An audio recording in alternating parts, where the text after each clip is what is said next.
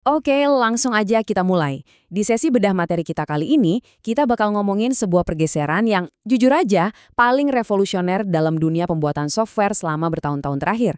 Kita bukan lagi bahas alat bantu coding biasa ya. Ini bener-bener perubahan paradigma total soal gimana sebuah produk teknologi itu lahir dari nol sampai jadi nyata. Oke, mari kita selami ini. Coba deh kamu bayangin sejenak. Gimana kalau kamu bisa ngebangun sebuah aplikasi bisnis yang berfungsi penuh, yang siap dipakai sama pelanggan kamu, tanpa kamu punya latar belakang teknis sama sekali? Nggak perlu pusing belajar satu baris pun bahasa pemrograman yang ribet itu. Kamu cuma perlu mendeskripsikan apa yang kamu mau, persis kayak lagi ngobrol sama temen, dan boom, aplikasinya tiba-tiba terwujud di layar kamu. Kedengarannya kayak fiksi ilmiah yang terlalu muluk-muluk kan? Tapi percaya deh, ini udah jadi realitas sekarang. Konsep yang luar biasa ini punya nama vibe coding.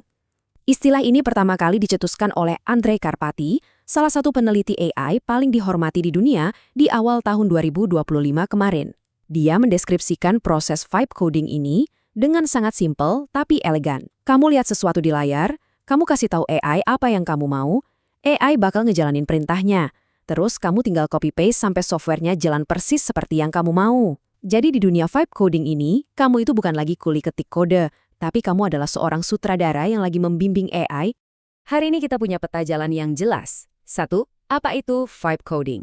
2. Merencanakan cetak biru aplikasi. 3. Membangun dan menyesuaikan desain. 4. Menambahkan fitur kelas bisnis. 5. Debugging dan publikasi aplikasi. Dan 6. Realita vibe coding saat ini. Bagian 1. Apa itu vibe coding? Banyak yang nanya ke saya, loh, bukannya ini sama aja kayak kita nyuruh ChatGPT nulis kode? Nah, ini mengilustrasikan dengan brilian kenapa keduanya itu beda banget. Kalau kamu minta ChatGPT bikin aplikasi, AI itu cuma ngasih kode mentahnya aja. Ibaratnya kamu cuma dikasih bahan masakan. Kodenya emang berguna, tapi kamu tetap harus nyiapin server sendiri, ngatur database, ngurus hosting. Repot kan? Sebaliknya, platform vibe coding ini benar-benar masakin seluruh hidangannya buat kamu. Kamu tinggal deskripsiin aplikasinya, dan platform itulah yang bakal nulis kodenya, nge-hosting, sampai nyambungin database jadi satu ekosistem yang utuh dan siap pakai. Saat ini, ekosistem alat vibe coding lagi berkembang pesat banget, dan bisa dibagi jadi 3 kategori utama. Pertama, ada pembuat aplikasi all-in-one kayak Base44, Lovable, dan Bolt.new. Ini super ramah buat pemula, karena AI ngurusin semuanya. Dari desain, back-end, sampai database, cuma dari perintah teks kamu. Kategori kedua, editor kode bertenaga AI, kayak Cursor, yang cocok kalau kamu udah lumayan paham file kode tradisional dan butuh AI buat bantu nulisin. Terus yang ketiga, agen AI yang lebih otonom, kayak Claude Code. Nah, khusus untuk sesi bedah materi kita hari ini, kita bakal fokus ke Base44. Kenapa? Karena ini sangat bersahabat buat pemula dan merupakan platform kokoh yang baru aja diakuisisi sama raksasa teknologi Wix. Bagian 2. Merencanakan cetak biru aplikasi. Di platform kayak Base44 ini, kamu beroperasi pakai sistem kredit harian. Kalau kamu asal bangun dengan ide yang masih samar-samar, wah, kredit kamu bisa ludes seketika. Solusinya, lakukan perencanaan. Kamu bisa mulai dengan brainstorming ide di luar, misalnya pakai Claude atau ChatGPT. Setelah itu, masuk ke Base44 dan nyalakan mode rencana atau plan mode. Mode ini tuh fitur fantastis berupa sesi tanya-jawab gratis yang dipandu AI buat mematangkan cetak biru aplikasi kamu tanpa motong satu kredit pun. Misalnya nih, kita mau bikin aplikasi rekomendasi film bernama Cinematch. Kita bisa deskripsiin tema visual gelap sinematik dan target audiensnya di sini. Begitu cetak birunya udah matang dan detail, baru deh kamu klik tombol mulai membangun untuk mengonsumsi kredit. Bagian 3. Membangun dan menyesuaikan desain.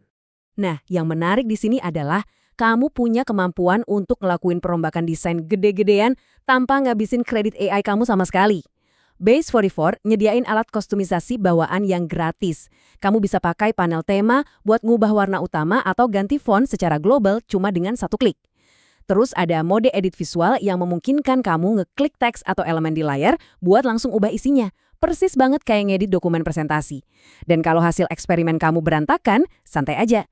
Ada fitur riwayat versi yang selalu siap bertindak sebagai tombol pembatalan super buat balikin aplikasi kamu ke versi sebelumnya yang masih stabil. Bagian 4. Menambahkan fitur kelas bisnis. Coba kita renungkan angka-angka ini sebentar. Dulu, kalau kamu nyewa seorang developer profesional buat ngebangun sebuah MVP atau produk versi awal dengan fitur bisnis, biayanya bisa dengan mudah tembus $20.000 dan itu makan waktu berbulan-bulan. Tapi sekarang, tingkat platform berbayar kayak paket builder di Base44 cuma berbiaya sekitar $40 per bulan. Coba bayangin, kamu bisa bikin aplikasi bisnis sekelas itu hari ini dengan harga yang setara sama satu kali biaya makan malam di restoran. Kenapa paket kelas bisnis ini revolusioner banget? Karena dia membuka akses ke integrasi back-end tingkat lanjut cuma pakai bahasa alami. Kamu tinggal ketik perintah simple kayak hubungkan Stripe untuk langganan premium. Dan boom, AI di platform Vibe Coding ini nggak cuma asal nempelin tombol. Dia otomatis ngebangun seluruh alur checkout, nyusun logika keamanan tingkat baris di database, dan mastiin pengguna premium dapat akses yang beda dari pengguna gratis. Kamu juga bisa nambahin autentikasi Google atau sistem email pihak ketiga kayak Twilio atau Resend. Semuanya diatur oleh AI, benar-benar cuma lewat instruksi teks dari kamu. Bagian 5. Debugging dan publikasi aplikasi. Tentu aja yang namanya bug itu pasti ada. Tapi dalam Vibe Coding, keterampilan teknis kamu buat nyari bug itu digantiin sama keterampilan komunikasi yang jelas. Kalau AI melakukan kesalahan, solusinya hampir selalu berupa prompt yang lebih terarah. Inilah mantra terpenting kamu, selalu pakai format apa yang saya harapkan versus apa yang terjadi. Alih-alih marah ke AI, katakan aja, saya berharap kamu bikin desain headernya lebih ramping, tapi yang terjadi, kamu malah ngubah gambar utama. Tolong kembalikan perubahan gambar utama dan perbarui aja headernya. Kalimat ini ngasih konteks yang absolut buat AI untuk mengoreksi dirinya sendiri. Nah, untuk bug yang lebih persisten dan bikin pusing, Base44 punya fitur penyelamat yang disebut mode diskusi. Alih-alih nyuruh AI langsung ubah kode yang otomatis bakal makan satu kredit penuh, mode diskusi ini memungkinkan kamu ngobrol santai sama AI buat nyari akar masalah dan biayanya cuma 0,3 kredit. Murah banget kan? Misalnya, waktu ngebangun aplikasi film kita, tiba-tiba gambar mini buat film Schindler's List hilang. Kita bisa pakai mode diskusi buat tanya ke AI kenapa hal itu terjadi dan minta usulan rencana perbaikannya. Begitu solusinya masuk akal, kita cukup nyuruh AI untuk mengeksekusi rencana tersebut. Begitu semua bug udah diberantas dan aplikasi kamu jalan sempurna, proses buat ngebawa karya kamu ke publik itu luar biasa cepet loh. Kalau dulu aplikasi kamu mungkin terjebak selamanya di komputer lokal, di sini kamu cuma butuh beberapa langkah kecil. Klik publikasikan, ubah visibilitasnya jadi publik biar bisa diakses siapa aja, dan kamu bahkan bisa langsung ngeklaim serta nyambungin domain khusus kayak plotfear.com tanpa harus ninggalin editor Base44. Hebatnya lagi, platform ini juga ngasih kamu kebebasan buat mengekspor produk akhir kamu ke format yang udah siap diserahkan ke Apple App Store maupun Google Play Store. Bagian 6. Realita Vibe Coding saat ini. Tapi tunggu, kita juga harus secara jujur mengevaluasi batasan saat ini.